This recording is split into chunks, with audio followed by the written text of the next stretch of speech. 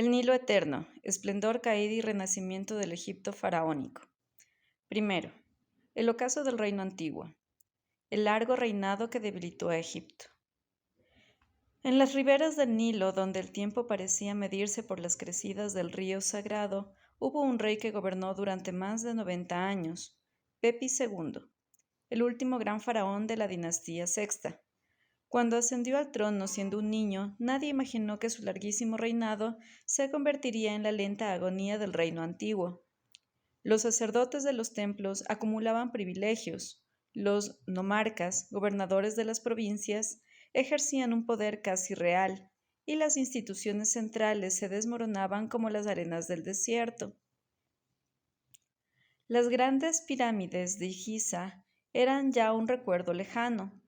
Ahora los faraones y sus nobles solo podían construir mastabas, tumbas de adobe con forma de banco, o hipogeos excavados en la roca. Algunos, soñando con la gloria de sus antepasados, levantaban cenotafios vacíos en Ábidos, la ciudad santa de Osiris, con la esperanza de que el dios de los muertos les concediera la vida eterna. Pero la crisis no era solo política. El cielo se volvió avaro. Una terrible sequía azotó el valle del Nilo.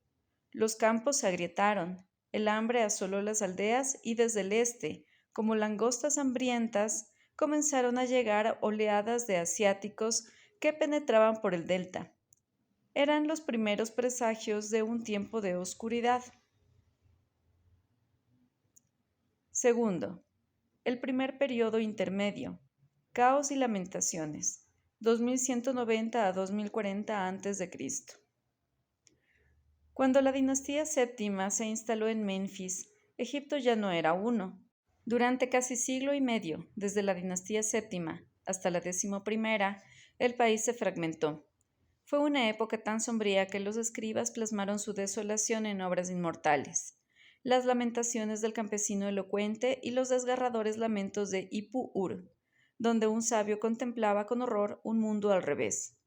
En verdad, los pobres se han convertido en ricos y el que no podía hacerse sandalias posee ahora tesoros. En el norte, la ciudad Heracleópolis emergió como un poder regional. Allí, un hombre llamado Neferir Kara II vio cómo su dinastía era barrida por un golpe de estado. El nuevo señor, Geti I, terminó con lo que quedaba de la vieja realeza menfita y fundó la dinastía novena. Pero en el sur, muy arriba del río, otra ciudad comenzaba a tejer su destino. Tebas, la actual Luxor, había establecido su hegemonía sobre el Alto Egipto. Era el germen de la dinastía XI, y su ambición no conocía límites. Durante décadas, tebanos y heracleopolitanos se enfrentaron en guerras constantes, como dos toros disputándose el valle. Tercero, el Reino Medio, la reunificación bajo Mentuhotep II 2040-1750 a.C. Todo cambió cuando un hombre de voluntad férrea ascendió al trono tébano, Mentuhotep II. Con paciencia de estratega y furia de león, conquistó el Bajo Egipto, aplastó las rebeliones de Heracleópolis y Heliópolis y volvió a unir las dos tierras. Comenzaba el Reino Medio, dinastías XI y XII, un periodo de esplendor que duraría casi 3 siglos. Mentuhotep reforzó las fronteras del norte, donde los asiáticos amenazaban, y gobernó un Egipto que algunos han llamado cuasi feudal. Los nomarcas conservaban poder, pero debían lealtad al faraón. Fue entonces cuando aparecieron los textos de los sarcófagos, inscripciones mágicas que prometían la vida eterna, no solo a los reyes, sino a todo aquel que pudiera pagarlas. La democracia de la muerte había llegado al Valle del Nilo. Cuarto, los grandes faraones de la dinastía XII. Un visir llamado Amenemhat tomó el trono y fundó la dinastía XII. Trasladó la capital de Tebas a una nueva ciudad, Ititawi, la que domina las dos tierras, cerca del actual Lisht. Desde allí enfrentó a las tribus asiáticas que no cesaban de infiltrarse. Pero el poder tiene enemigos invisibles. Amenemhat murió asesinado en una conspiración palaciega, víctima de su propia guardia. Su hijo, Sesostris I, no solo vengó la muerte de su padre, sino que se convirtió en uno de los constructores más notables del Reino Medio. Su capilla blanca en Karnak de fina piedra caliza aún hoy asombra por su elegancia. En Heliópolis erigió el obelisco más antiguo que se conserva y en Lisht levantó su pirámide. Pero Sesostris fue también un guerrero incansable. Realizó campañas contra los libios, llegó hasta la tercera catarata del Nilo y aseguró para Egipto las minas de cobre y oro de Nubia. Para proteger esas riquezas, estableció la fortaleza de Bujen, cuyos muros hacían pensar en las construcciones medievales que surgirían miles de años después. El corazón agrícola de Egipto latía en el Fayum, convertido en el granero del país gracias a monumentales proyectos de irrigación que culminaría Amenemhat III bajo su reinado. El comercio floreció como nunca. Llegaban barcos desde Creta con sus cerámicas pintadas. Desde Biblos, en el actual Líbano, arribaba la preciada madera de cedro y desde la lejana tierra de Punt, probablemente Somalia, se traían incienso, mirra y animales exóticos. Los faraones de la dinastía decimosegunda incluso sometieron a algunos de estos pueblos, convirtiéndolos en vasallos. Pero todo ciclo tiene un final. Con Neferusobek, una de las primeras mujeres en gobernar Egipto, se cerró la dinastía decimosegunda. Le siguió una débil dinastía decimotercera y el país volvió a sumirse en la oscuridad. Quinto, el segundo periodo intermedio, la invasión de los Hicsos, 1750 a 1550 a.C. Durante casi 200 años, Egipto vivió la época más oscura. Las dinastías decimotercera a decimoséptima se sucedieron entre sombras. Un dato revelador: Hendier, uno de los faraones de este gobierno, fue el primer gobernante de origen semita en el trono de Horus. Mientras tanto, en el delta, la ciudad de Sois se declaró independiente, dando origen a la dinastía decimocuarta. Fue entonces cuando ocurrió lo impensable. Desde el este, aprovechando las migraciones del pueblo semita cananeos, llegaron los Hicsos, cuyo nombre significa gobernantes de tierras extranjeras. Conquistaron Sois y establecieron su capital en Avaris, en el delta oriental. Eran la dinastía decimoquinta, los grandes Hicsos, y pronto dominaron Menfis. Su poder se asentó sobre una ventaja tecnológica decisiva. Trajeron consigo el carro de guerra tirado por caballos, el arco compuesto y nuevas armaduras. Egipto, que había vivido aislado durante siglos, se enfrentaba ahora a un enemigo con armas nunca vistas. Junto a ellos, pequeños caudillos Hicsos, la dinastía decimosexta, controlaban parcelas del delta. En Tebas, mientras tanto, los príncipes locales luchaban contra los nubios al sur y comenzaban a organizar la resistencia contra los invasores, a los que llamaban menyais, despectivamente. Fue en esta época cuando surgieron textos funerarios escritos en papiros que describían el juicio de Osiris en la Duat, el más allá, donde el corazón del difunto era pesado contra la pluma de la verdad. La esperanza en la vida eterna se había democratizado por completo. Los tébanos, liderados primero por Taa y luego por su hijo Camose, iniciaron la guerra de liberación. Camose logró importantes victorias contra los Hicsos, cuyo rey, Apophis, gobernaba en Avaris. La tradición judía relaciona estos eventos con la figura de Moisés.